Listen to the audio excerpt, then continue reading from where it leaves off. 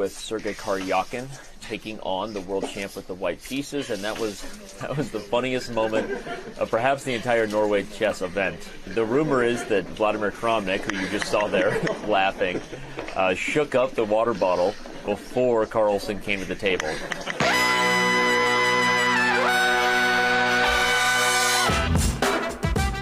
Good morning, sweet world, and welcome to the No Dunks podcast on the Athletic Network. It's Monday, December 5th, 2022. I'm J.E. Skeets here in the Classic Factory, and alongside me, as always, Tass Mellis. Podcast listeners, this is for you. Next to Tassie is the bearded one, my top shot hot boy, Trey Kirby. Hey-yo. Hey-yo. And last but not least, over yonder, making the magic happen, super producer, JD. Hello. There he is. Here we are. Happy Monday to everybody out there. Shout out to the stream team joining us live right now on YouTube. We love to see it. Hit the like button, comment away there in the stream team, and subscribe if you haven't already to No Dunks on YouTube. Get your questions and comments in. NoDunks@theathletic.com. Best way to email them in. I lied last week. Why? I realized. I said like a couple times. Great week to get your questions in. I'm sure we'll hit the beach at some point. In fact, I guarantee we'll hit the beach to read your questions and comments, and we never hit the beach. Well, there was a lack of emails. That's on you. Yeah. That's on the people out there, not me. Not a dearth. Not much out there. Wow. Not crickets, much. Eh? People aren't using email, I don't think. Interesting. So should just tweet them in? Just tweet them in. Okay, at No Dunks Inc., INC on the end, or you can leave them. It's a little more difficult to find the good ones and pull them out, but leave them in the YouTube comments too if you are watching later, I guess. Twitter, too. The search function. Yeah, oh yeah. Garbage. Used to be good. Yeah. Things have changed. I can't stand, I mean, this Twitter? has been in, well, a little bit, but I hate waking up in the morning and then like seeing a tweet and you're like, oh wow, that's interesting, and then realizing it's like 23 hours old or something like that. I hate that as well. You can change it Can I? real quick. Yeah. So I can make it like Timeline. There's a chronological yeah, you're version right. out there. You're right. Yeah, Okay. but still, you know. It's tough. Yeah, that's stuff out there. Things have changed. Hey, here's an idea. Write us a letter. Yeah, write a letter. If you mail us a letter, guaranteed we will read it on the show. Yes. I mean, okay, I'll put the P.O. Box address in the I love YouTube it. comments. Send us stuff or send us a letter. It's on IG in the highlights right there. Actually, we have got letters before. We have it. We've read them. So nice. So nice. It's really nice. I mean, it's sort of tough to send an NBA question in letter form. Like you're talking about the Pelicans, you know, being at the top or near the top of the Western Conference. You send that letter, it gets to us by the time we get it from the P.O. Box, I don't know, 4, 5, 6 weeks later. By Carrier Pelican? Yeah. Oh, Yeah, nice. They could carry a lot of mail on that gullet. Get your No Dunks merch like Tass is rocking right now over at NoDunks.com. He's got on one of the, I guess, sort of Team USA No Dunks colors there. First time I've worn it. You can tell it's a little creased. Yeah.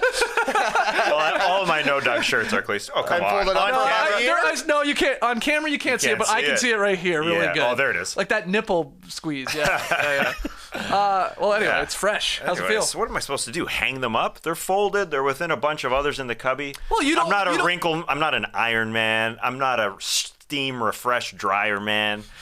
I just go with the flow. Are you not a wash your new t-shirt, sweater, pants before wearing it person? Because Nora and I get into huge arguments about this. She says yes. She does. And I said, no way. I'm like, give me the chemicals. Give me the... That's the breakdown in our house, too. Whatever chemicals they're putting on it when you buy it from the store makes it look the freshest it will ever look. Yeah, why would I want As to soon as wash you that it, out? It's worse, yeah. Yeah, but it stinks. I Yeah, can't handle that's a risk you gotta take. I stink. I mean, what does it matter? All right, let's get into today's show. Man, a zany little Monday podcast here already. We got winners and losers of the NBA weekend. That's what we do on Monday. But first, 3 wedgies over the weekend. We had 2 on Friday night, 1 more on Saturday.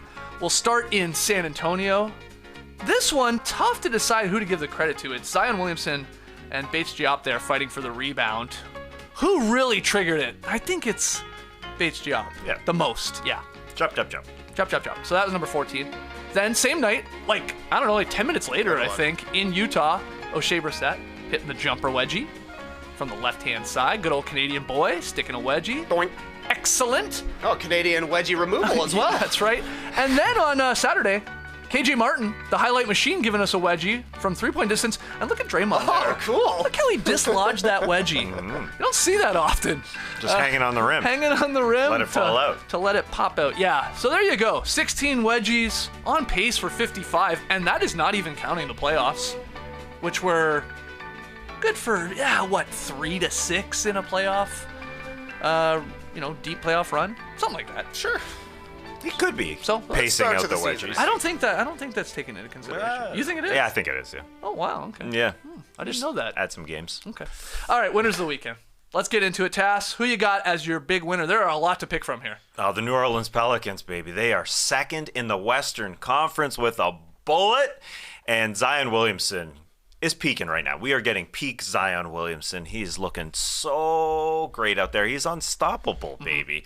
You just give that guy a bit of space. You give him a little dribble handoff from Jonas Valanciunas to get him going downhill, or you get him a pick, just a little bit of space up top, get him going downhill. Yeah, he's going left every time. Everybody knows it, but he can spin off that thing. His spin is so quick right now. There was a play on Sunday when he shook Aaron Gordon, who was guarding him, just a quick shimmy. Just a quick shimmy with the ball. Aaron Gordon went flying.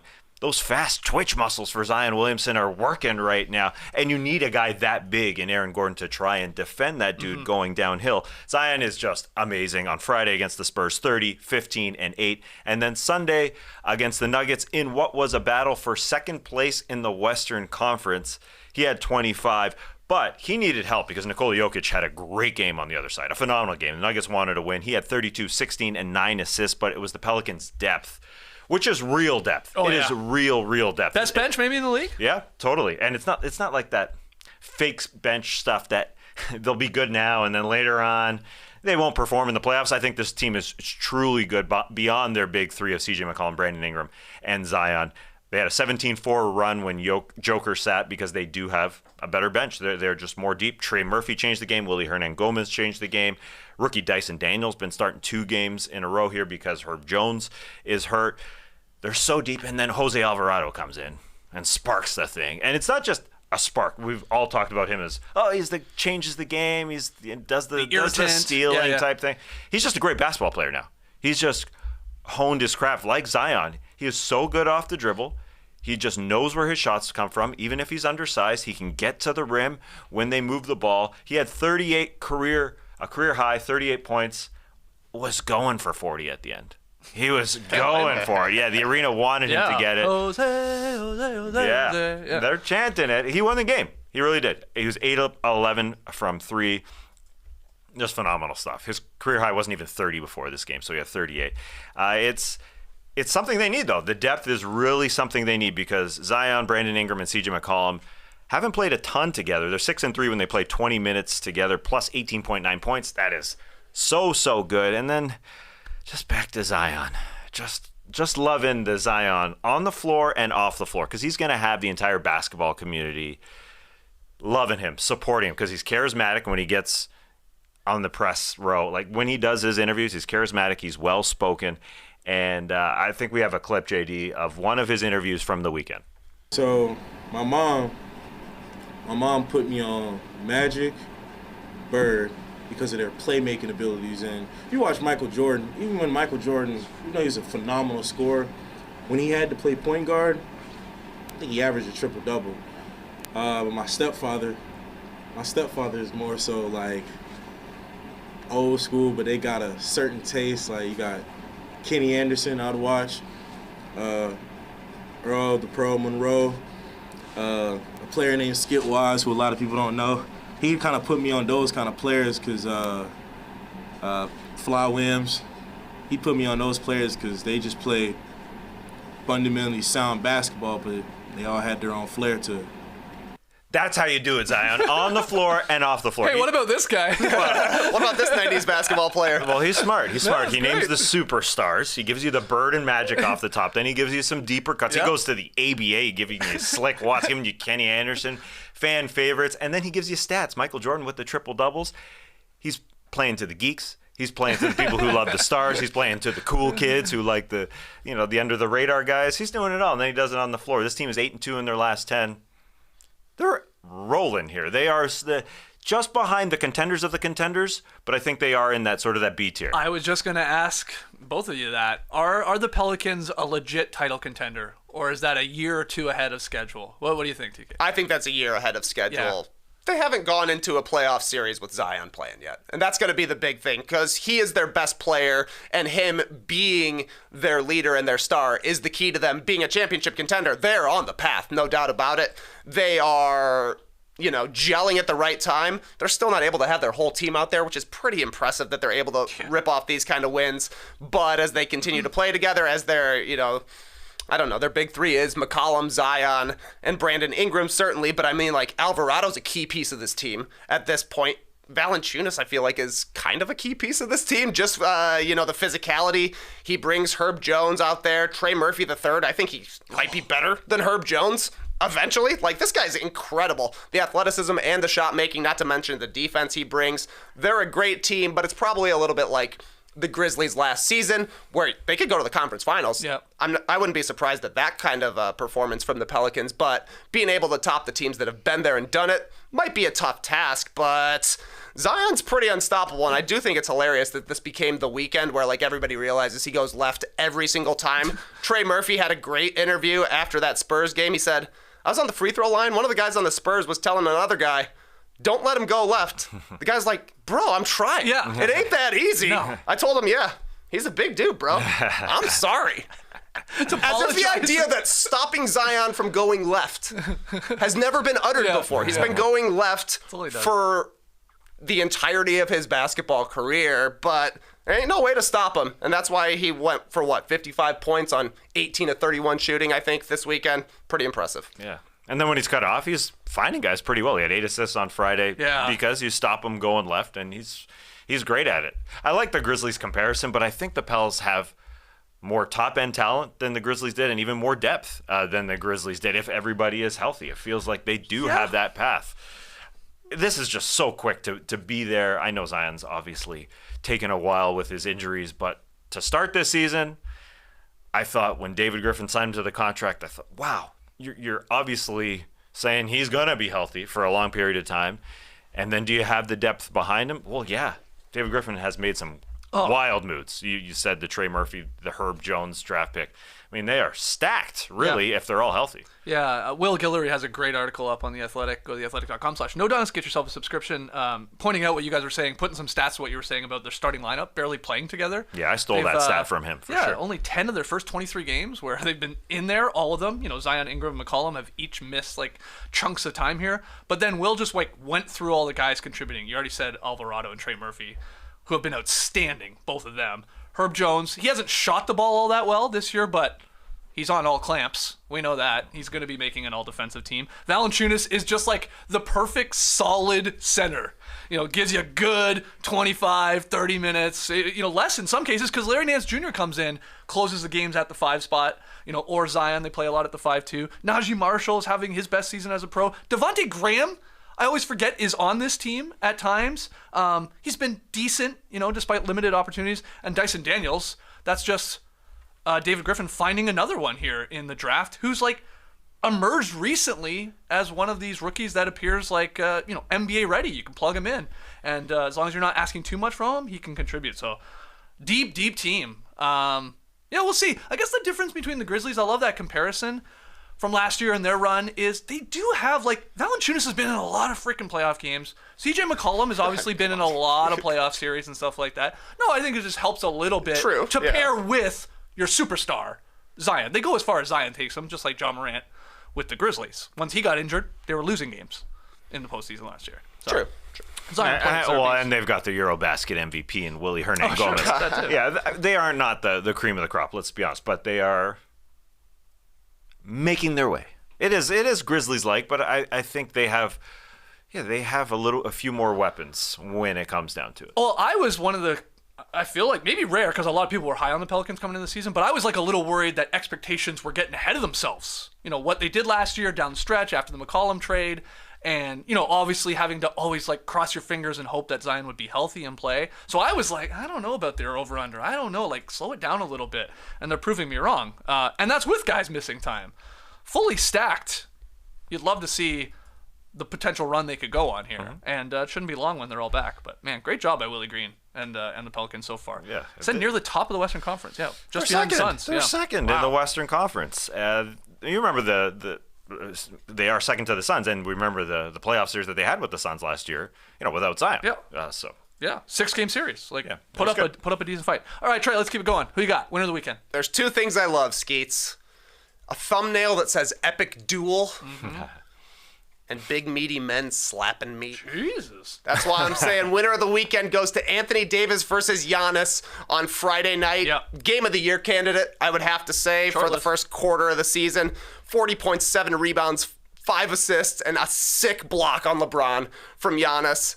Outdone, though, by 44 points, 10 rebounds, 4 assists, and 3 blocks from Anthony Davis, who said he was inspired by Aaron Rodgers being there at Crypto.com Arena. They had a chat before the game. Aaron Rodgers asked him for 30 points. So AD went up and put out 44 points, and Aaron Rodgers said, I only asked for 30. Wow. Did you see the rings Aaron Rodgers wears? He wears a lot. Rings? He only has one. Well, he wears good one. He wears a lot of metallic jewelry. 90s vibe. He's going through a Chris Angel mind freak kind of a rebrand here, unfortunately. Nonetheless, Giannis and AD, they've had some good games against each other in the past. I think AD's first game with the Lakers against Giannis and the Bucks was probably the best one prior to this one, but this is their best head-to-head game. Also, the rest of the game was awesome in this one. We had 2 good defenses who I thought were playing pretty solid defense. And it didn't matter at all because the score was crazy. In this one, you had LeBron passing Magic Johnson for 6th place on the all-time assist list. Some say passing is his greatest skill. It's debatable at this point. You also had Chris Middleton returning finally from injury, 17 points, 7 assists, a decent game. And some drama at the end. The Bucks had a chance to tie. Grayson Allen had a nice look at a 3 with 20 seconds left. Missed. Lakers get the rebound. Russ misses 2 free throws. Drew Holiday has a chance to tie it with 5 seconds left. He missed. So a tough loss for the Bucks, but an awesome win for the Lakers. Their best win of the season. And then I thought that was good enough for a winner. Yeah. That game alone, good enough for a winner. But Lakers, AD had to get upgraded to full winner status after Sunday. 55 points from Anthony Davis against the Wizards. 22 of 30 from the field. 17 rebounds, 3 blocks. The guy's getting MVP chance on the road. He's probably not at the MVP table quite yet. I think he's in the restaurant. I saw him walk by. We had a great window table, and he just strolled on by. Was that Anthony Davis coming by? Yeah. 99 points over the weekend. Oh, yeah, I wonder if he's ever been to Pequods. He's a Chicago guy. I cannot believe he's a Packers fan. That's a disappointment. But 99 points over the weekend, 10 straight games with 20 points and 10 rebounds. The defense is there too, leading the league in rebounds, second in blocks. The Lakers have won 8 of their last 10 games after a 2-10 start. They're 3.5 games out of third place, but somehow they're still in 12th. That's crazy to me. They've had a great run here with AD playing the best basketball of his life, maybe bubble accepted. And they still have made up 2 places, 14th to 12th. That's how tough it is in the Western Conference. But shout out to the Lakers. I said, I'll believe you're actually on your way back when you beat a team that's not the Spurs. They beat the Bucks on the road. Yeah. That's impressive. And then they went and beat the Wizards as well. And this is AD living up to all the expectations everybody had for him. You should be at this point in LeBron's, stage of his career. You should be the guy. We've seen it for flashes. We saw it when you were with the Pelicans. We saw it in the bubble. Stay healthy and ball. No one can stop you. And he's at least put it together here to ask for, what are we at? It's like a 10 to 15 game window at this point. Again, knock on wood with AD always, but holy shit, he looks unstoppable. Yeah, that 2-10 start, not so much. But that 8-2 run that they've had going recently, yes, he looks like that guy that he didn't want to be. The guy who got started this season, he was that same guy the last couple of years where he wasn't the number one guy. Obviously has to stay healthy. He has put the pressure upon himself, and he also is maybe just gearing up for the second part of this season. Maybe he just didn't come out the gate and want to be an 82-game guy. Maybe he was we were slowly sitting here doing talking it. That's about a games Bron where he thing. shot 3 times in a second half, and we're like, what's going on? Is that on him? Is that on him? Is that on the players not getting him the ball? What is it? That was probably chill mode. Him and Bron know how to pace themselves, and I know we've sort of already said that the Lakers season is done, but in the Western Conference, it isn't if you go on a run, and they're only 5.5 back of first, even if they're in 12th, which is weird to say. Yeah. The December schedule is ridiculously tough for them. Yeah. But if they can beat the Milwaukee Bucks up against that great defense, really, they need threes to go down, and it's happening at times. So AD is getting MVP chance. He deserves them right That now. was a heavy Lakers crowd there in Washington. It sounded like. Oh my God! Yes. Oh my God! The cheers for crazy. Braun. That was wild, Yeah. and it was pretty fun. The dunks back and forth. Yep. A really fun weekend for the Lakers. I'm eating crow. We're eating crow here, saying their season is done, or haven't already said their season is done. It ain't over. AD's just got to keep it going, and he wants to be in the All-Star game. Well, you should give some crow back because you were very early in the season pretty adamant about Westbrook should be coming off the bench, and that is the role for him as long as Ham can get through to him to take that responsibility. working well. He's been amazing off the He's- bench. I yeah. think he's the favorite to win Sixth Man of the Year suddenly. Now I know that's a Lakers Westbrook sort of bump there with they want you to bet on it, but he has been great. I think he's been pretty instrumental in this AD run too. Russ, when he's out there with him, of course, focusing on getting him the ball. Let it go through him. Nobody can stop him. 99 points over the weekend? Yeah. Jesus. Grand Theft Alvarado's going to steal that sixth man trophy from him. He's getting votes. He's going to get votes. And Malik guaranteed. Monk's been damn good for the Kings, too. He should be about in this guy? consideration. Yeah, what about this What guy? about this quick guy? trivia. Yeah. Sorry. That's a good video. What about this guy? No, Malik Monk holding the six-man trophy, or Westbrook holding the six-man trophy. Grand Theft Alvarado comes out of nowhere. Steals I it. do like that. Steals Yeah, it. like Matherin. Yeah. Matherin, yeah, Yeah, for sure. okay. He can steal from anybody. Really. Quick trivia. I couldn't believe this from Statitudes. AD has recorded at least 25 points, 10 boards, and a field goal percentage of 50% in each of his last 9 games. That's the run he's been on. 25-10 plus 50% from the floor. Only one other player over the last 50 NBA seasons has produced a longer streak. Only one. Who is it? Giannis, Nope. Diggity Dwight? Nope. Karl Malone, Nope. Tim Duncan. Nope. But you're getting 50s. closer, I'd say, with the player of caliber of Tim Duncan. So just say the next awesome big guy from the... David Robinson? No, not the team. I didn't mean that. I didn't mean to steer you in the wrong direction. Shaq? Shaq. Okay, yeah, he's good. He is 2000, good. 2001, he did it 11 straight games. AD's got a chance to potentially surpass that. He's got to go for 25 and 10 and shoot over 50% the next couple of games to tie him, and then 3 to beat him. Crazy. Also, he was the first Laker to have back-to-back 40-point games since Kobe in saw that, 2013. That was a surprising stat Yeah. to me. You would think LeBron may have done it at some point, or that Kobe would have done it at some point in the last 3 seasons of his career. He didn't retire until 2016. Nonetheless, if you're getting Lakers records, they've had some serious Yeah. teams there, so great stuff from AD. The question is, well, actually, I guess that's probably my opinion, now that I'm thinking about it. Better than the bubble, because in the bubble, it was awesome. He was shooting jumpers. He was knocked down from outside, but this is like all layups and floaters and dunks. The guy's playing the 5 like everybody's been asking for his entire career, and guess what? It's working. Yeah. The it is good different. example in the Wizards game was when he misses inside, gets the rebound, and then goes up ferociously and dunks on 2 Wizards Yeah. players. He puts 2 guys on a poster. So he's playing inside for sure. All right, let's keep it going here. Winner of the weekend, Jimmy Butler, for coming back to the Miami Heat. I mean, you said the Lakers-Bucks game on Friday night was awesome. It was. And at the exact same time, the Celtics-Heat game was a banger too. This one going to overtime. But Jimmy Butler returned to the Heat lineup after missing 7 games with a sore right knee. And they needed him. And man, did he deliver. 25 points, 15 boards, 3 assists in 36 minutes for Jimmy. And they survived a miraculous shot from Jaylen Brown at the end of regulation. Just an incredible heave that went off the glass and went in and got them to overtime. But in the end, he pulled it out, 120-116. And Butler was just it's just so we always have the All-Star debates and all NBA team debates. And Jimmy misses a good chunk of time. So he's never you're always damn, he's good. But he's missed too much, so he can't be there, or whatever. But then you see him play, and you're reminded, when he has a 5-minute stretch, and you're just this guy's one of the best basketball players in the world. He really is. And this is a perfect example. He hit back-to-back baskets late in regulation. First off, an assist from Kyle Lowry, and then the second one. I'm sure you guys saw this special where he got Horford switched on him.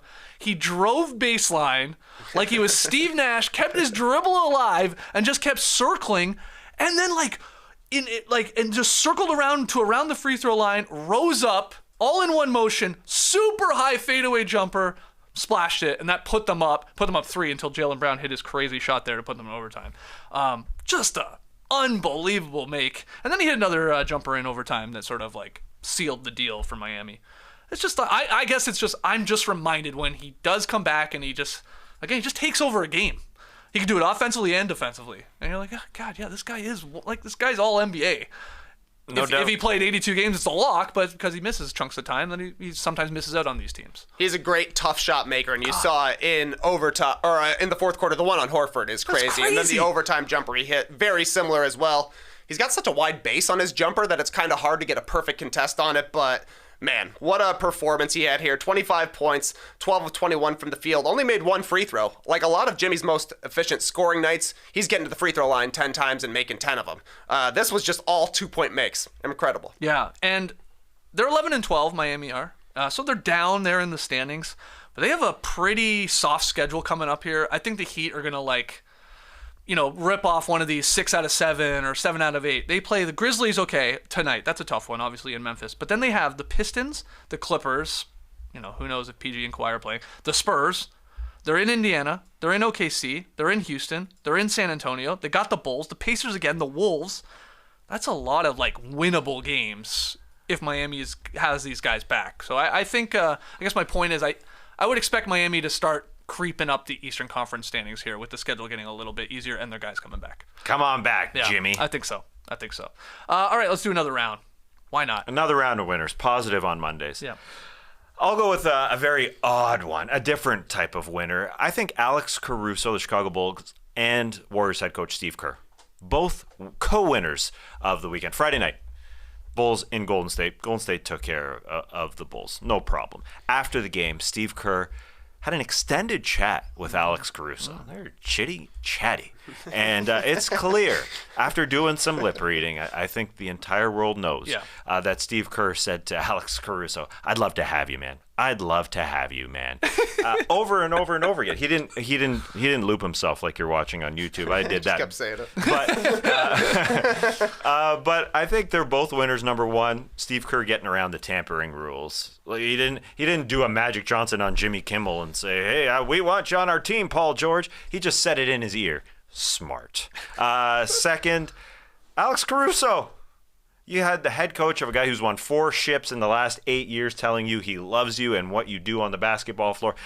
We were courtside, just like you were at a college Skyhawks game, College Park Skyhawks game. We were courtside for Alex Caruso trying to make this league in Summer League. Barely making this league for the Lakers. And he had a chance in Vegas there, sure. But those were chances to try and get him in the league. And now this dude he's a lock in this league for a long time. So I just going back to that, just huge to have all that love and support and guys who want to trade for you. So what's the deal? What's the move? Have you fired up the trade machine? Well, there's lots. There's plenty. Kevin O'Connor threw out immediately the Alex Caruso for James Wiseman, who says no. Bulls. Come on. Okay. Wiseman is not in the NBA. Well, if they're trying to be good for a long time, I could see that happening. Well, if they're trying to tank, they should get Wiseman. Yeah. Well, yeah, if you want to win right now, yeah, Caruso's the guy. But do you want to be sub 500 for years, or do you want to look to the future? Wiseman ain't bringing him back. I think Steve Kerr's recruiting him for Team USA, personally. Yeah, it's possible. Yeah, it's going to get to that as well. Yeah, definitely makes sense. Oh, yeah, okay. Yeah. Caruso, man. Yeah. He's like, if he's not, trying to get him to the Warriors, he's looking for a Gary Payton II replacement. He's like, oh, damn, we'd love to have you on this team. Slot you in, try and win us another chip with your help. And they could have signed Gary Payton II, and they could have signed those guys, but they decided not to. It was more just hey, you're an awesome guy, man. You're a good guy. I don't necessarily think he's trying to get him, but it was a cool moment for him, I think. And just trying to give the Bulls some love because they stink, Haven't beat the Warriors since 2017. Ooh.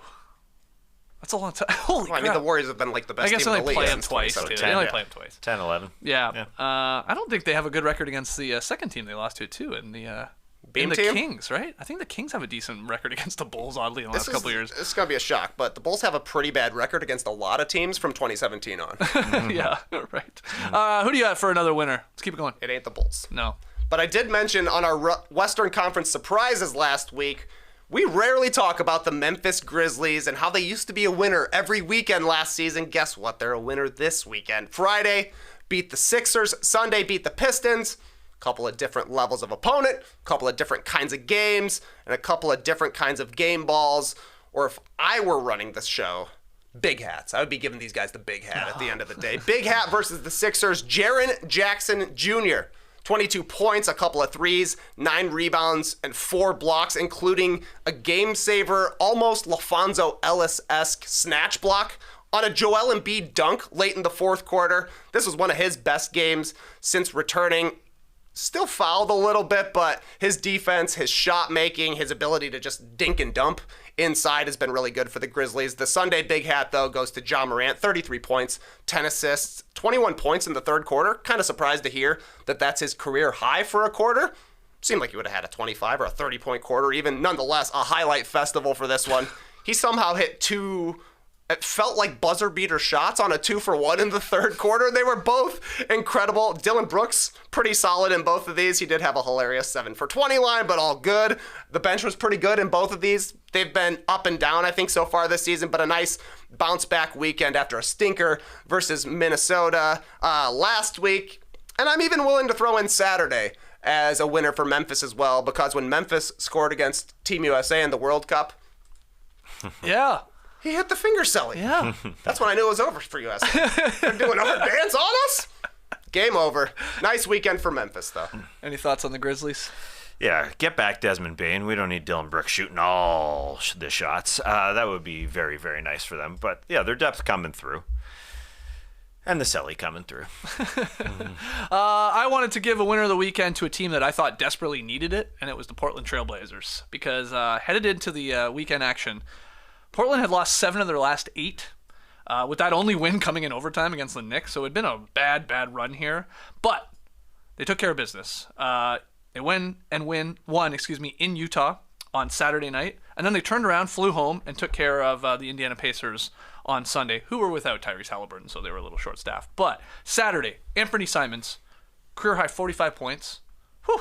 From the opening minute, I don't know if you saw this. This guy was just attacking the Utah Jazz. Scored 23 points in the first quarter, 8 of 10 shooting, 5 of 7 threes. They switched up a little bit their defense. They kept going under and stuff like that, letting them walk into three-point shots. But eventually, they started throwing some doubles at him. He moved the ball. And it was a close game. And then he made a game-saving sort of defensive play. A little dicey on Jordan Clarkson. It was a 3-point game.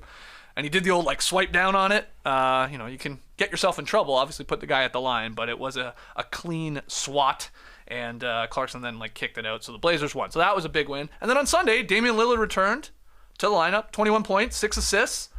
He had missed a decent chunk of time here. Blazers lights out from 3 again, 17 of 40 as a team, and that ball was zipping around against the Pacers. 32 assists on 42 made field goals. So Simon's awesome on Saturday, Lillard back on Sunday, and then the glue guy of it all, Jeremy Grant, put him in the All-Star game. He averaged 30.5 points per game over the weekend. Just going about his business. He didn't do a lot else. When you check his box scores, not a lot of rebounds, not a lot of assists. I don't even think he had a steal or a block on the weekend, but who cares when you're scoring like that? So I think the Blazers really needed not only Lillard back, but to just get some of these wins against teams, in the Jazz at least, that are right around them in the standings. Yeah. And they want a tight, very, very tight game again without Lillard. I know they are 3-7 here in their last 10, but zoom out, it doesn't feel that way. Even if the record says that they're 3-7 after starting so hot, they're 13-11, so it doesn't feel great to be that bad in their last 10 at the same time. Dame is back, and I'm sure they were cautious this time bringing him back, right. And it was still even a little surprising when he was announced that he was playing on Sunday because he was questionable. So that's a great sign. And again, zoom out 24 games in to be a couple games above 500. Very good. They feel great. Same thing with this team. The Kings, little mini winner of the weekend. They've won 3 straight after they lost 3 straight. So that's good. They've bounced back here. They beat the Clippers and the Bulls over the weekend. Sabonis was a monster there on Sunday. 11 points. He only shot 4 times, but 17 rebounds and 10 assists. Again, a lot of stuff goes through him. And they had 7 guys, including all 5 starters, scoring double digits. They're showing off their depth as well. I think the Kings have been really, really solid in that department. And I thought that this win over the Bulls, especially after beating the Clippers, it's these were games that the Kings would lose, in previous years. They would just have a letdown. And they're not doing that now. So that's good. Like, these are teams, like, they should have beat the Pacers. They should have beat a depleted Clippers team. They should have beat the Bulls. And they did. So, oh my God, light the beam, keep it lit. And Malik Monk, we slipped him in there already. Another 20 points off the bench, 5 assists, 2 steals. Game changer in this game, like exactly what you want from a 6-man. Really sparked them after, he was slotted in there. Greg proposed a nickname, though, for Malik Monk. Like an absolutely horrible nickname. G Wiz. You guys know him on Twitter. I proposed the nickname... I'm laughing before I can even say it. Moncrowave.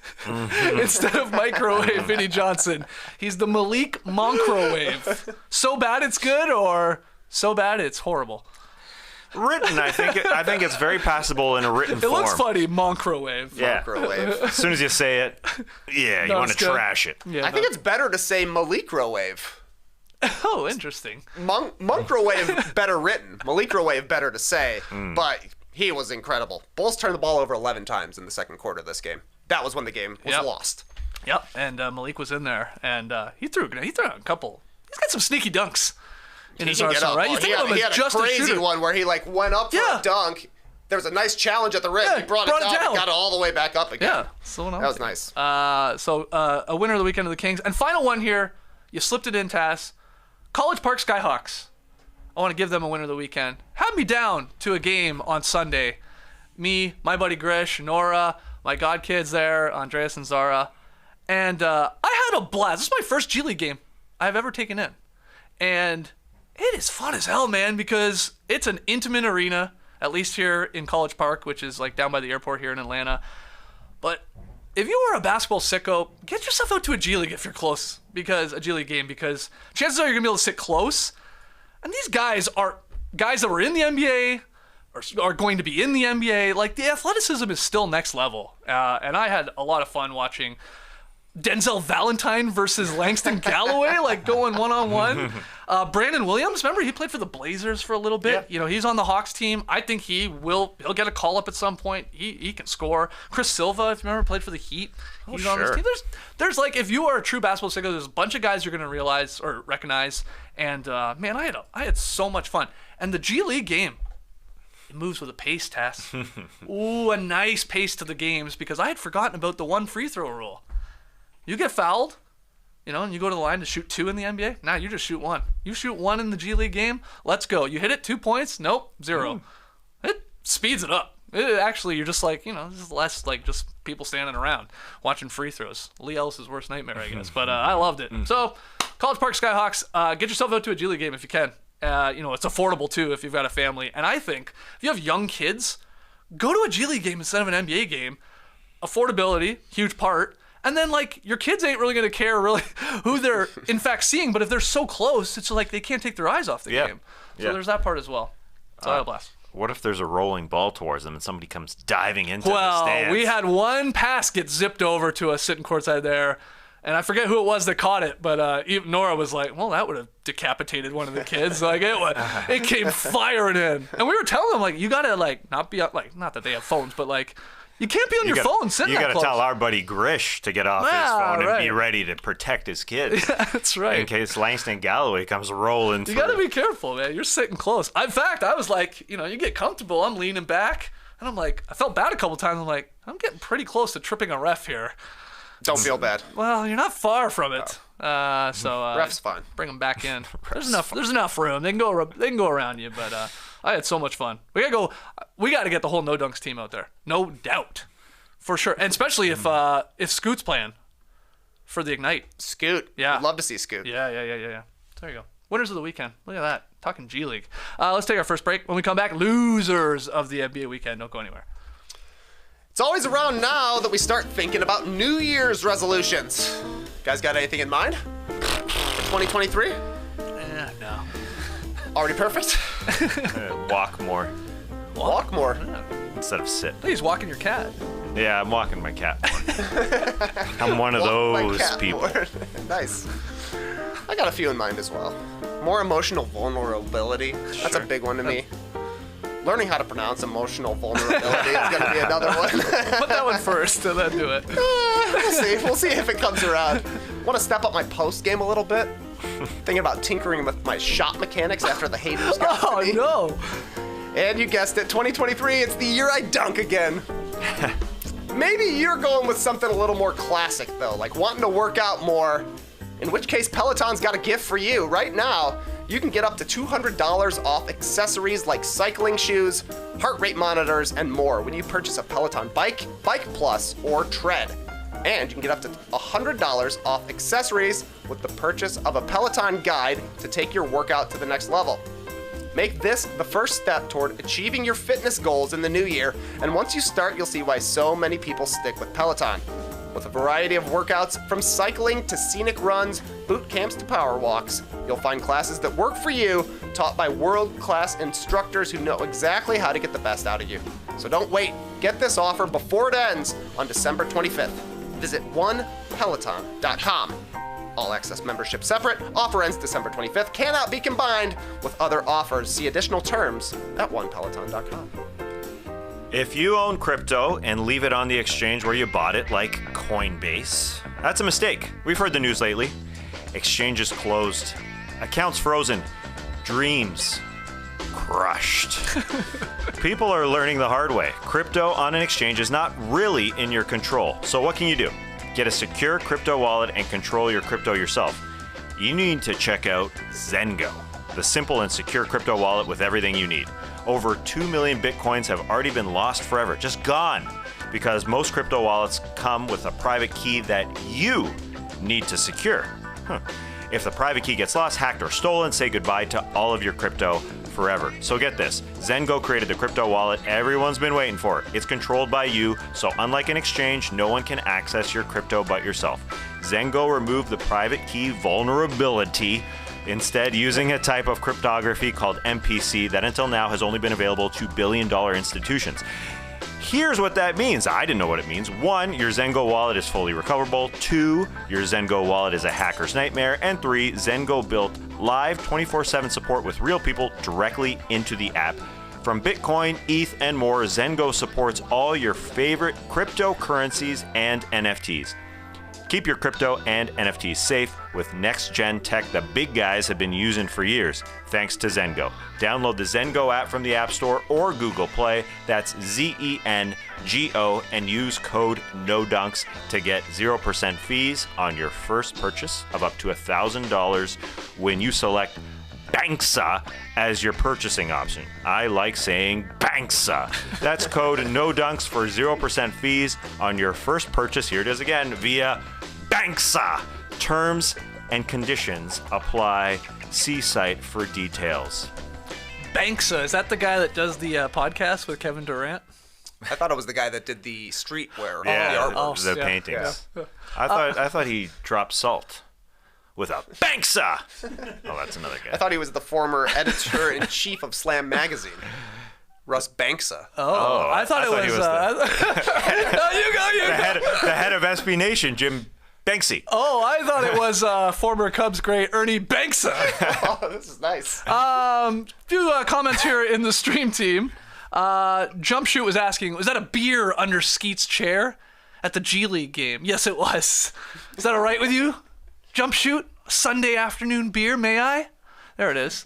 Also, nice couple nice people, nice comments. Everybody looking great. Somebody said in this photo, but yeah, you guys were happy. Yeah, we were happy. We were pumped. Roberto says, "Oh my God, I go to Legends games here in Dallas. It's amazing. You can sit floorside for $26. That's what I'm talking about. That's a good deal.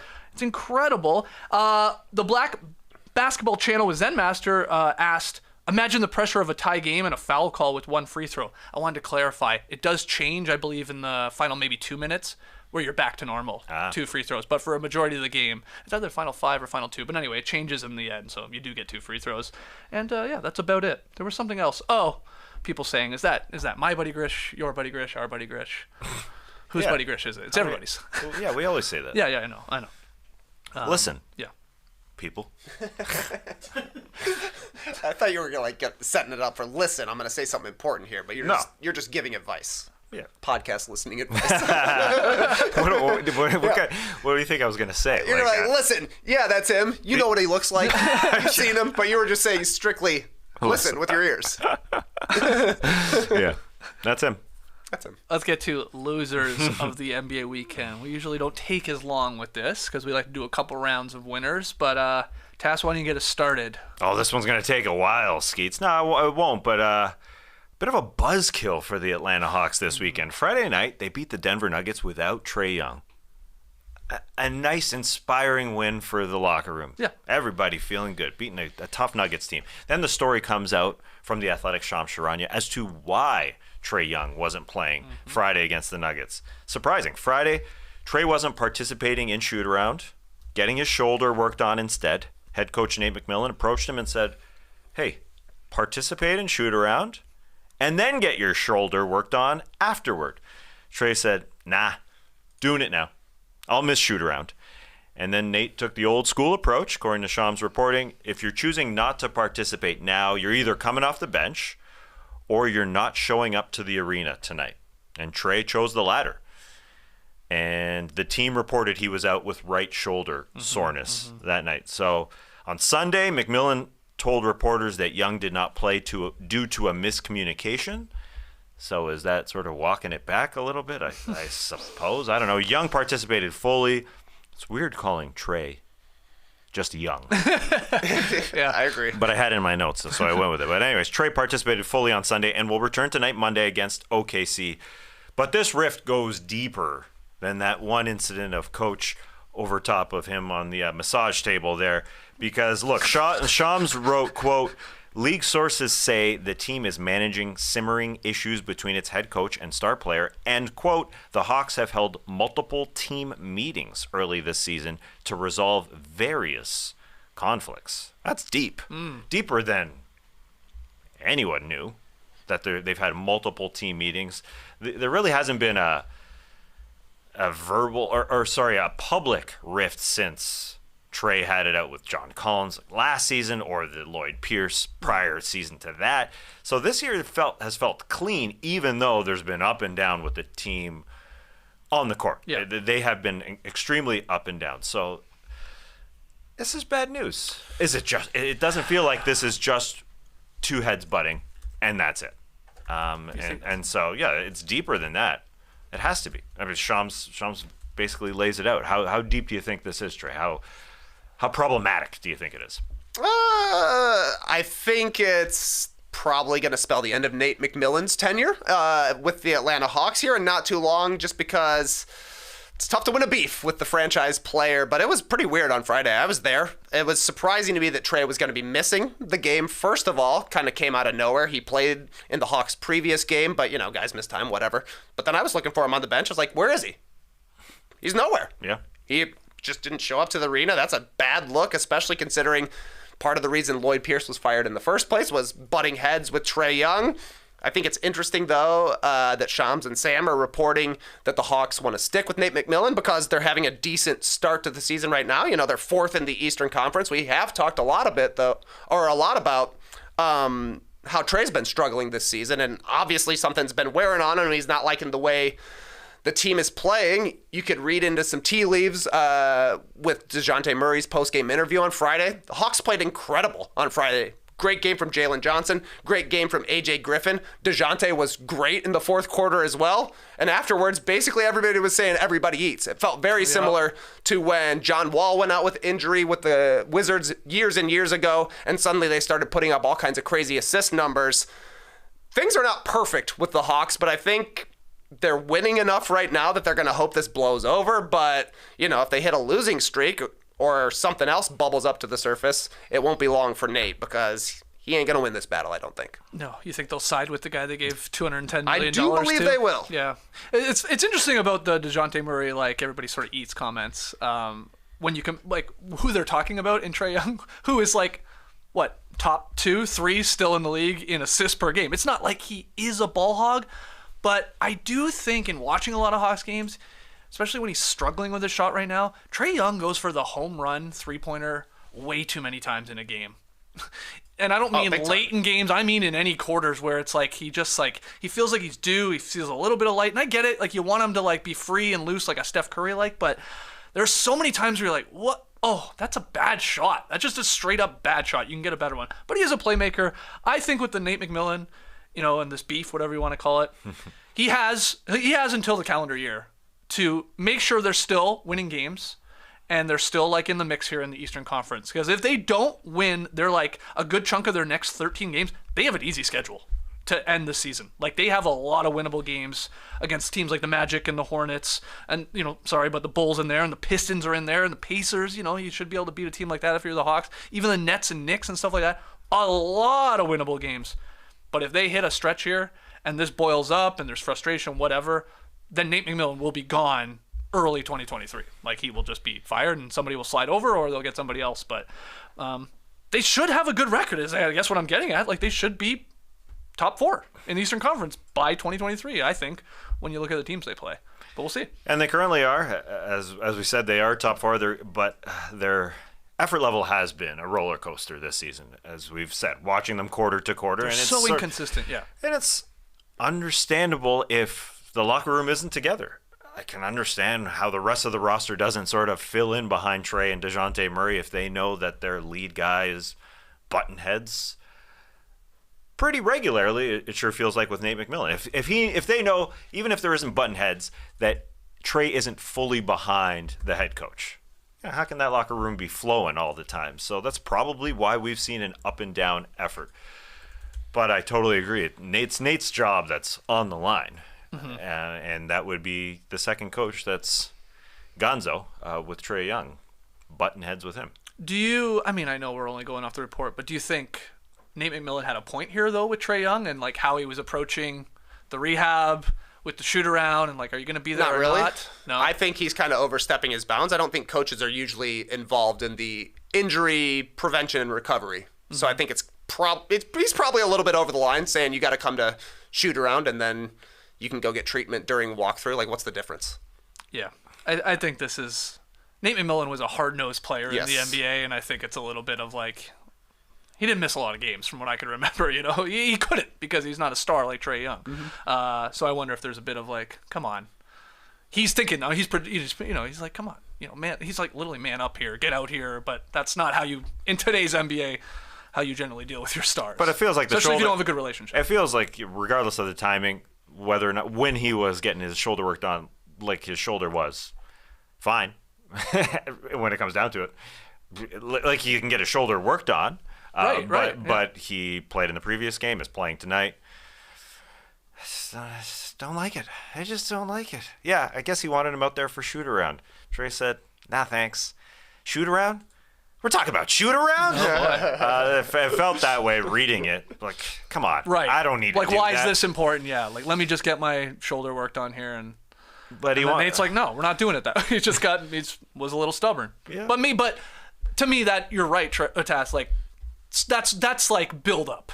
Yeah. That doesn't just happen just like that. That's like months, if not maybe even longer, of like, disagreeing on how they're running things or how they're getting shots or whatever it is, how they're just going about being a professional even. That's when that builds up and then you sort of snap. Well, okay, then don't show up or you're coming off the bench, right? Yep. Like an ultimatum.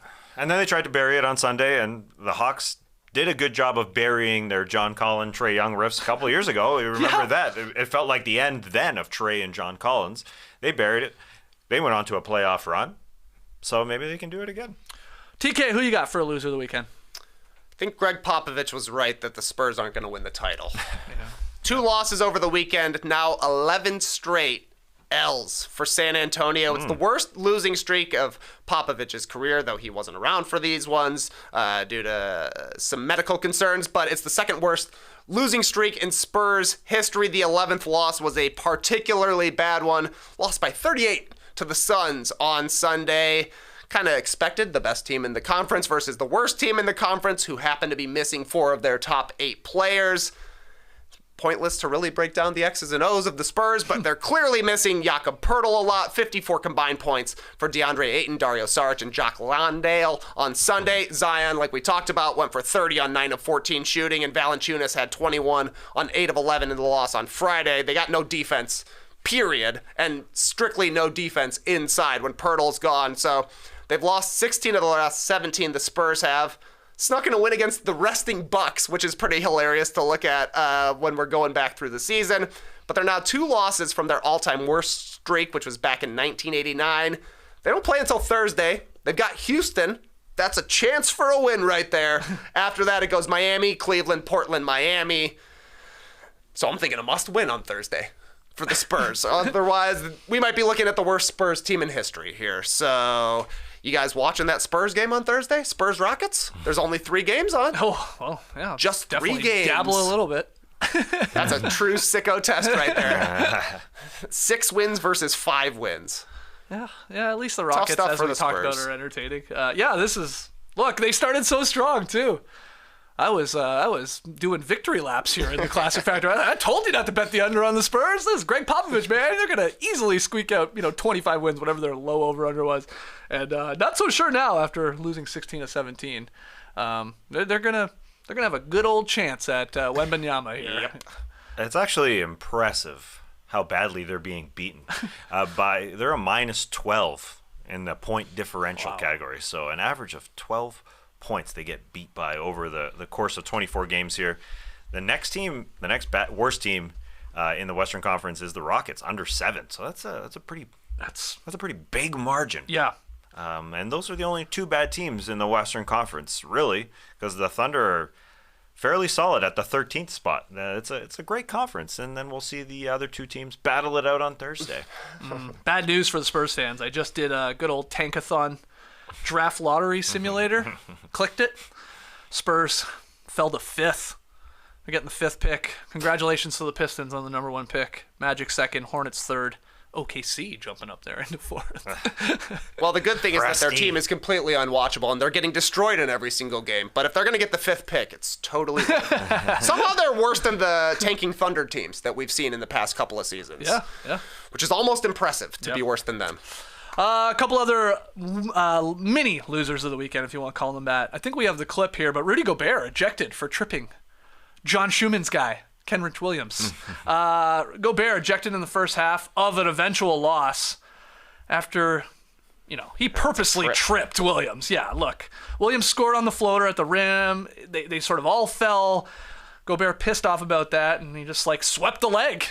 And down goes Williams, and then he got up. A little brief scuffle ensued. Nothing too serious after the trip.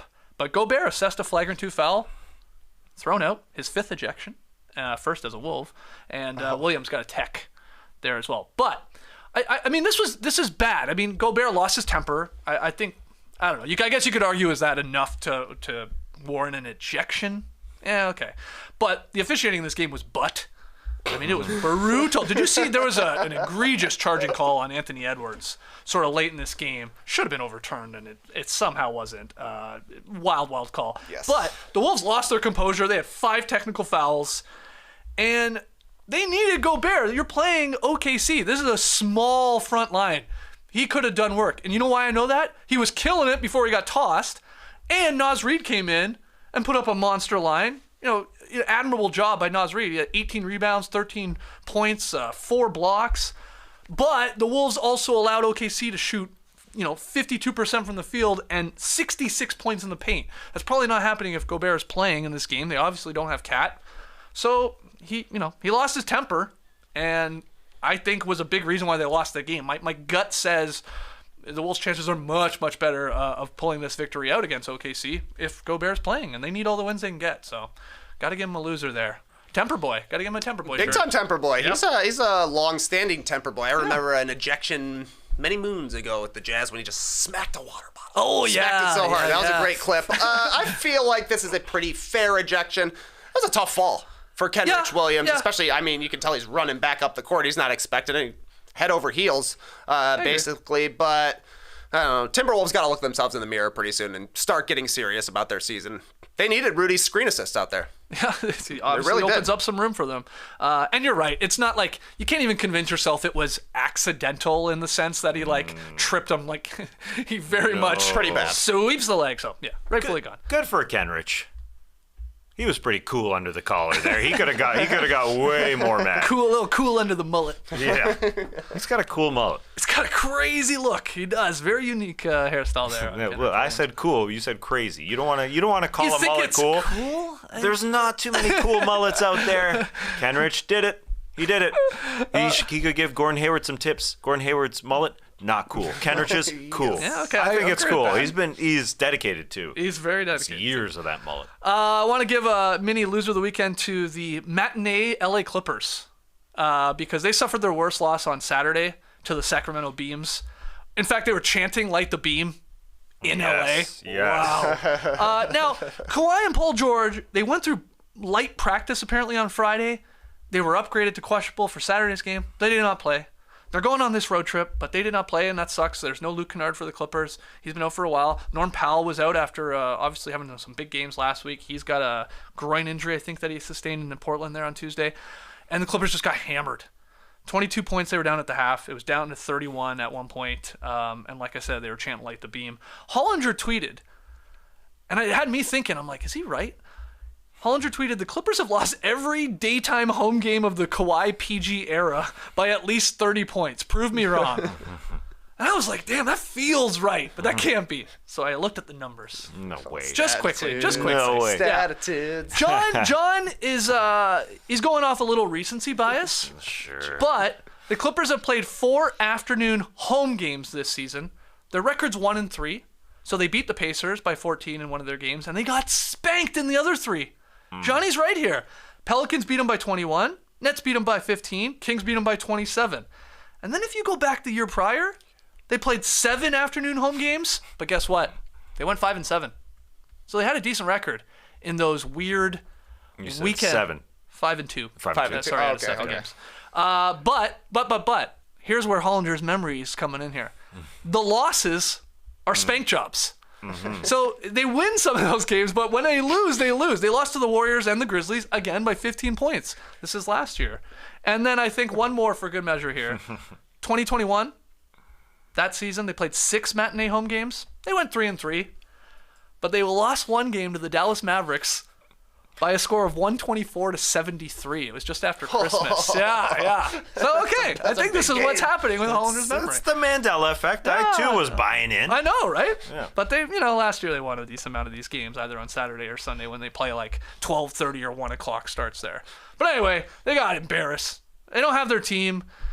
And like, come on, are these guys gonna play? Like, I guess they are at some point on this road trip. I know they're playing the very long game of have them healthy by the playoffs, but rough loss. I don't know if you have any thoughts on the matinee Clips. They are playing the long game. They're playing the long John Hollinger Silver game. I get it. But yeah, it's hard to watch. It's hard to watch in the short term. Yeah. Yeah. You don't need to. You can avoid Clippers matinee games, even if they win some of these on the weekend. Final loser of the weekend. I hate to do it, but I gotta. The NBA app.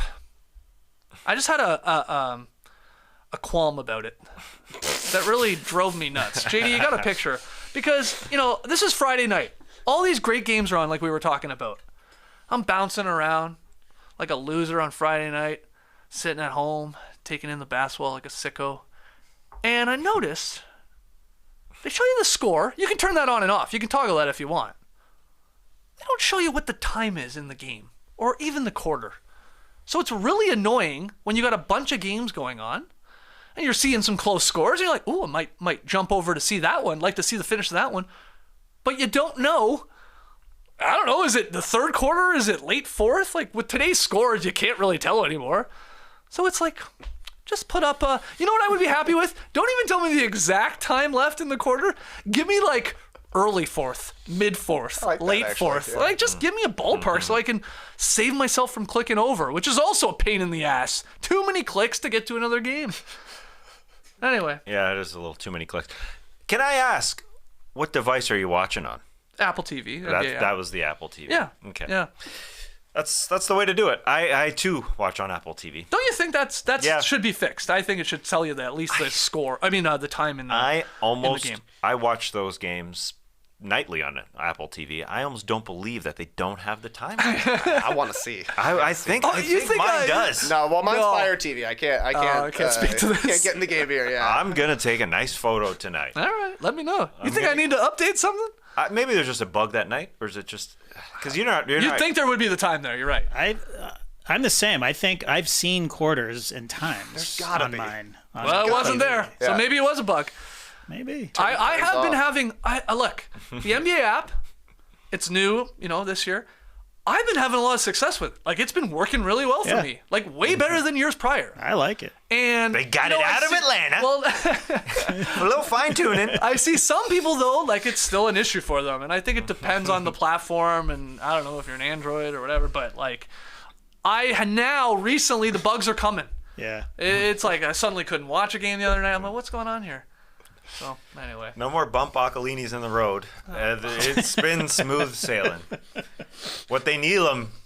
Need them. Stop yourself, man. Stop yourself. Anyway. Gun for Holy crap. Hey, they used to work on it. Yes. Yeah, they did. What they need is a Scott. Every single time someone scores. I want to hear it. 3 people are getting these references. 3 people in addition to us are getting these references. we got it. Matty O, Jared, maybe if he's watching or listening. Kaplan. And Cap, yeah. That's it. The app has been better. Overall, it has been, but you more gotta check. enjoyable experience. I better see a tweet from you tonight. Let me see if you got the time in these games. I'm 99% sure. I'm going to set up the lights on the television to take a photo of my television. Like, I am going to set up a glam shot. Of my Apple TV. Okay.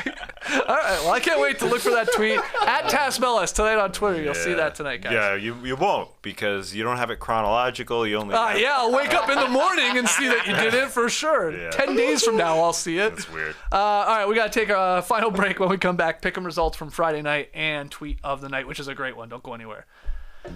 It's the most wonderful time of the bullshit. The holidays aren't all sleigh bells, mistletoe, and carols. They're also airports, shopping malls, and Karens. So give yourself the ultimate gift of a stress-free holiday with the Next Evo Naturals fast-absorbing CBD products. Next Evo's Stress CBD Complex gummies are clinically proven to have 4 times better absorption than standard CBD. No other CBD brand can promise that. They can't even dare to promise that. Next Evo does. I'm a fan of Next Evo Naturals, especially around this time of the year because the holidays actually do stress me out. I'm a pretty carefree, easygoing guy, but it is a lot of pressure, the holidays. And a lot of pressure in pleasing people, be it gifts or traveling to see people and like all of this. It gets to me. And then I also have this weird thing, like we take a little bit of time off, and I'm not good at taking time off. I always feel like the NBA's going, we gotta keep going. Just slow down, man. Relaxed. Get some Smart Sorb in me.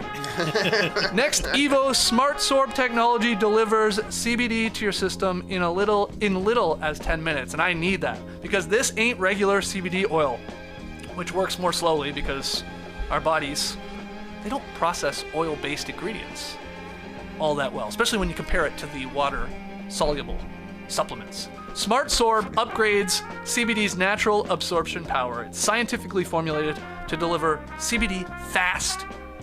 Fox fast. Kipchoge fast. Who? Kipchoge. Oh, Marathon runner. okay. See, when you think fast, you think speedy, Bolt-like fast, right? You say Bolt, but why not a guy that can run a marathon in 2 hours? That's fast. That's damn fast. Still long, though. It's still long, but he's running faster than any of us can run a mile for 26 of them.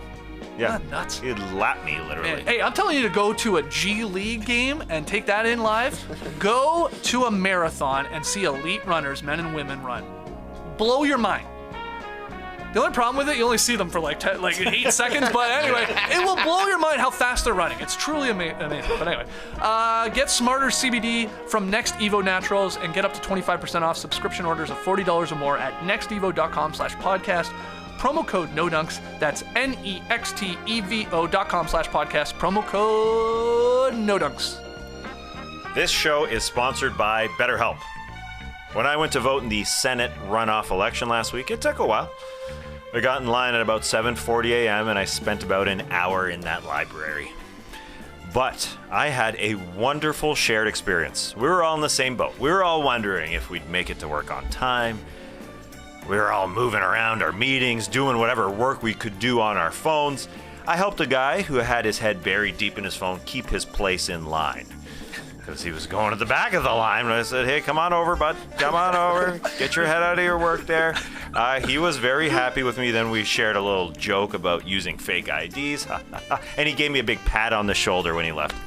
Big pat. Hey, man, I wasn't expecting that. Scared him. It was an hour with a stranger, and it made me feel great. Gotta be honest. I imagine that's exactly how it feels when you use BetterHelp online therapy.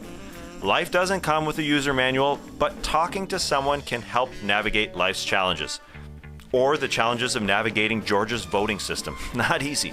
Therapists are trained to help you figure out the cause of challenging emotions and learn productive coping skills, which makes therapy the closest thing to a guided tour of the complex engine called you. As the world's largest therapy service, BetterHelp has matched 3 million people with professionally licensed and vetted therapists online.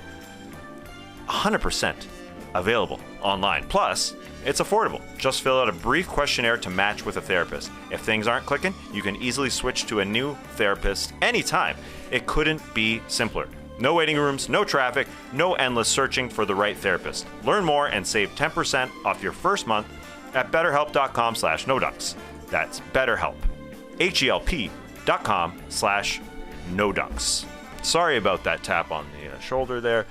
I could hear your elbow grinding into the table. Like it wasn't a good angle. Is that how hard your stranger hit you? No. No, it was a kind. But the thing is, my elbow wasn't on the table when he gave me the pat. Elbow's free. Yeah. So I think it was just it was a hard one. I'll move my elbow and I'll try it. Now I can go hard. No problem. Yeah. No elbow on the table. I was expecting it before. Yes. Yeah. Whoa. There was grinding. Very scary. There was the bulbous thing going on, like you know, in your elbow. Sometimes when you get like the Blake, my elbow bulbous? the Blake Griffin, the Blake Griffin bulge. Yeah. Oh yeah, I don't Yeah. like that. Don't No. like that at all. No. I got pointies. Yeah, I'm bony. Yeah. Yeah, Me too. I'm Boney M. I heard you fired up that Christmas album. Oh my lord, I did. It's a banger, eh? Oh, yeah, it's awesome, except for, well, actually, this is awesome about it, too. The first song on the record and the last song on the record, exact same song. Okay. The Oh My Lord one, it's the best one. So, roll it out there twice. Why not? Is it an alternate mix or like a? I don't know. It'd been so long since I heard the first one. By the time the last one came on, I thought it was a remix, but it didn't say remix. I don't know. It's not. I didn't know what to expect when I got the Boney M tip.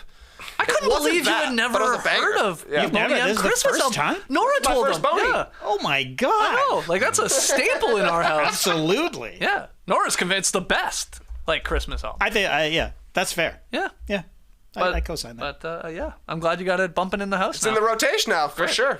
Great. I was gonna ask you. When did he tap you? Like when you were leaving the voting booth? Like did you guys?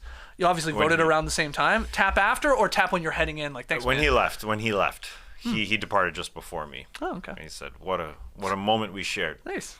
What a Exchange nice out- numbers? Like No. no. I mean, it could have got there. You could but celebrate a Warnock victory here coming up. Go grab a beer with him. I don't care who he was voting for. I don't know who he was voting for. True. I'm reaching across the aisle. I am reaching across the aisle. It doesn't matter your stripe. Okay. We're all in the same boat. I helped him. I had no idea who he voted for. Did I peek over his shoulder to check if he was requesting a Democratic or a Republican ballot? Maybe. Well, I'm going to judge him if he voted for Herschel Walker. Okay. Herschel Junior Walker, it shows up on the ballot there you as. go. That Junior comes out of nowhere like a Boney Elm album. Boney Elm. Hey, you have to ask for a specific party ballot. It's up to you. It's more about, you can ask for a Democratic, Republican, or a nonpartisan. But it's more for the other elections rather than this one vote where we voted for one single person. Fascinating. Yeah. Pick 'em It is results. Yeah, it is fascinating. Let's go to Lakers-Bucks game Friday night. It was one of the games of the year. Trey said it. Milwaukee was favored by 8.5 in that game. Maybe a little Chris Middleton bump on that one. Primetime bump. But the Lakers not only kept it close, they straight up won. That's happening a lot here, I've noticed, in our pick'em games. Not just covers. Straight ups. SUs. Hit the SU on this one. Yeah, Trey had Milwaukee, though, so that's a loss for you. You're 0-2 in the month of December. Tass is perfect, 2-0, and I improved to 1-1. What's tonight's game? Down at State Farm Arena. Oh, yeah. I want to see how the Hawks respond after this report. Yeah.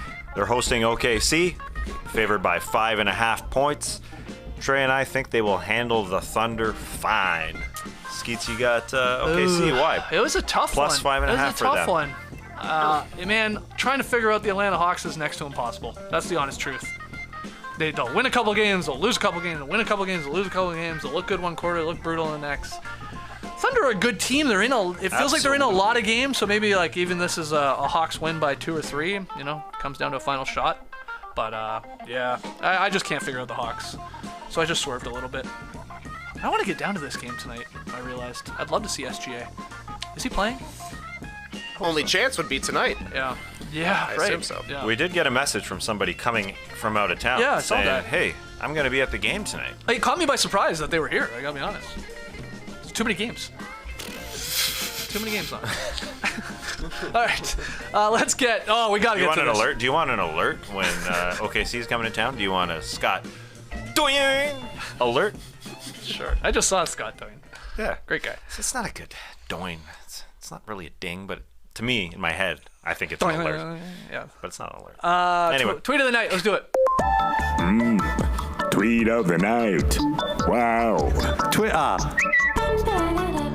Well, I wanted to apologize to a fan of the show. I'm sure you've seen him tweet before. Jacob Raguro, I believe his last name is. He tweets a lot about our show, especially when we're talking or not talking about the Denver Nuggets. And he had what was going to be tweet of the night. It came through on Friday, but I liked it because he was like, you're not talking about Aaron Gordon and his all-star case enough. And I was like, okay, we could do a little deep dive on that come Monday.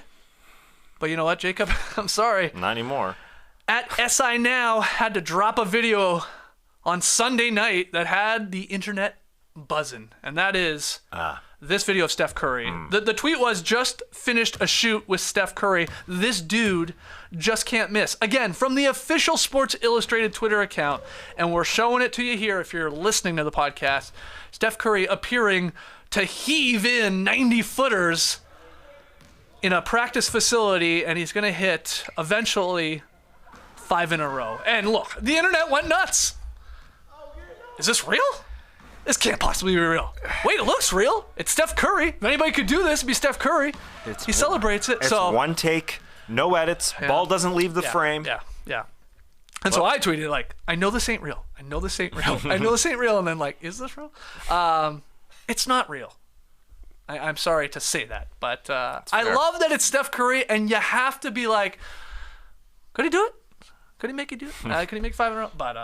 But what a clip. Well edited. It's from, I guess, the same guy that did was it Tom Brady throwing balls into the I don't know what you call that, the football machine that like releases them. Jugs. Is that what it's called? Jugs machine. Yeah, okay.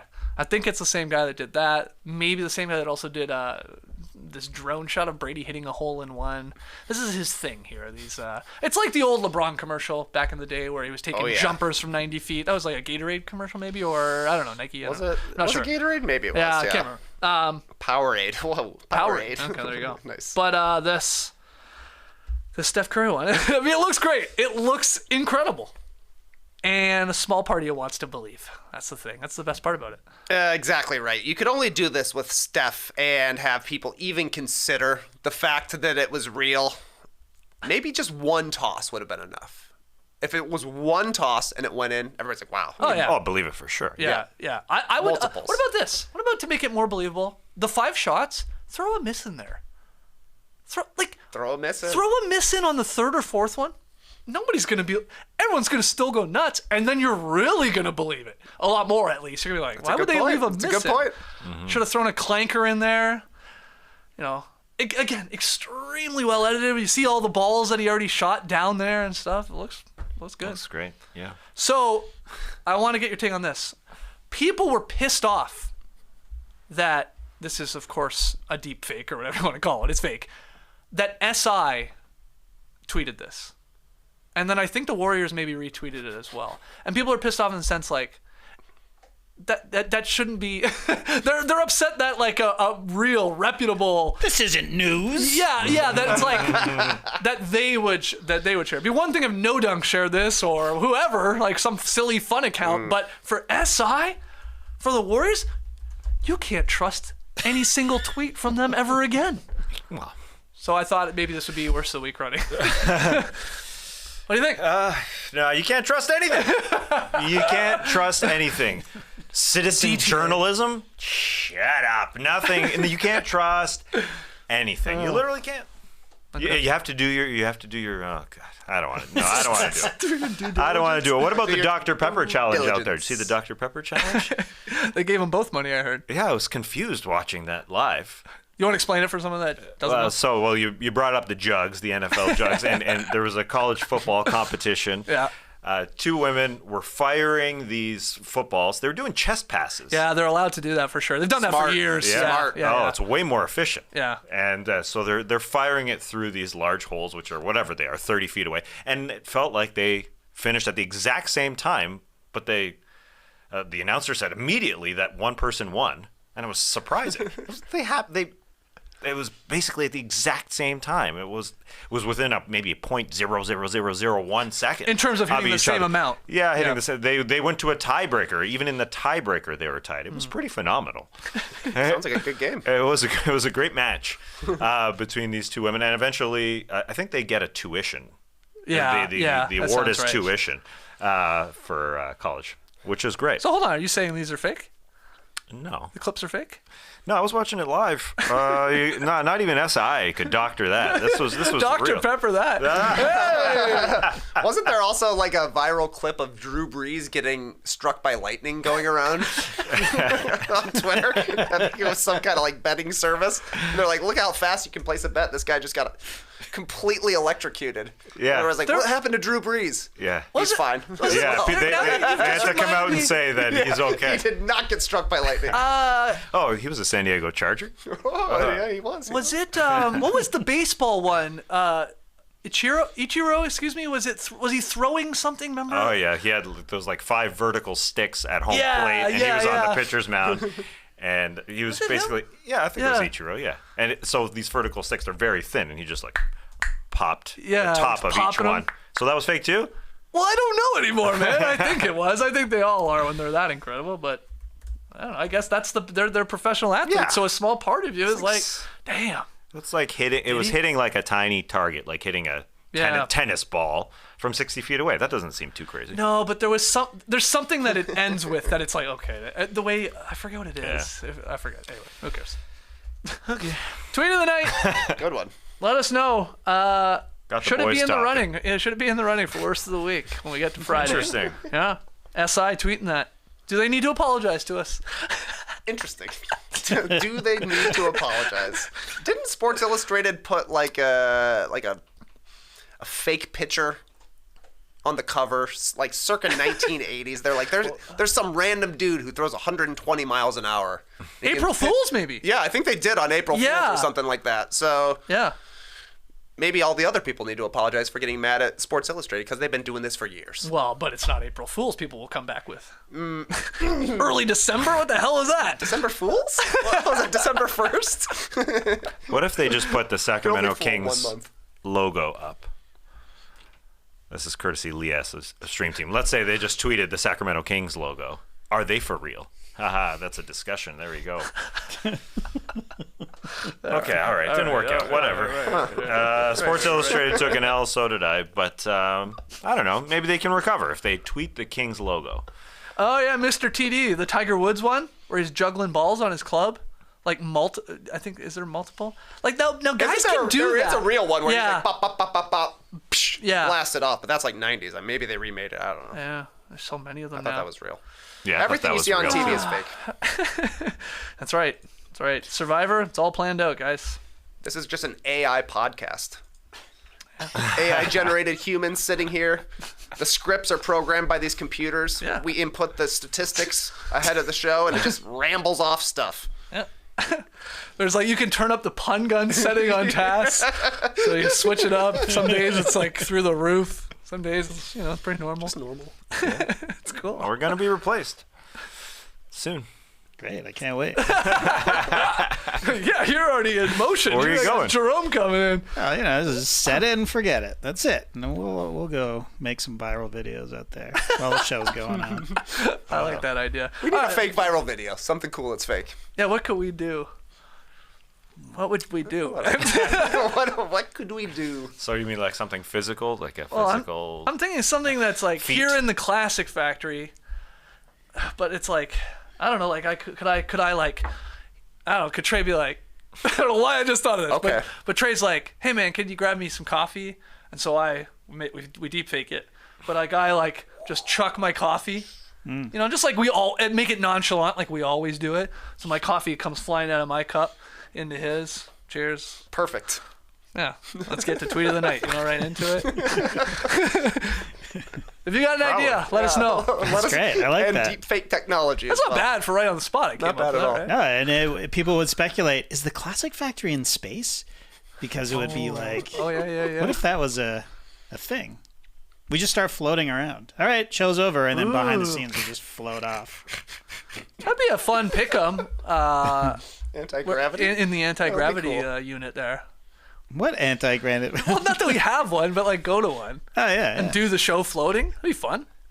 We might great. get sick and stuff like that, though. Yeah. Well, isn't it a plane that goes up and down? Like, I don't know how they that's do it. how they do it. Yeah. You get the G's on you, though. Yeah. Not my God kids. You're definitely going to throw up. It'll be, what, the third time you threw up on the show? Second time. Threw up with the eggnog. Eggnog. That was it, right? Yeah, I've only thrown up once. Yeah. Just as we went to the end of the show. But I did throw up, definitely. I can understand. Eggnog is sweet. I've told you, like driving home that day, I shouldn't have been driving. If I would have got pulled over by the cops. I would have gone to jail for drinking too much eggnog. Yeah. Well, we shouldn't have put so much It's like rum in it.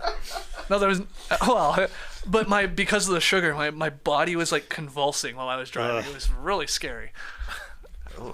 That's when I lived like right down the road too. Anyways, I'm going to find some real eggnog for us from a local farm here in Georgia that's not cranked up on sugar. And it's just delicious. That'd be better.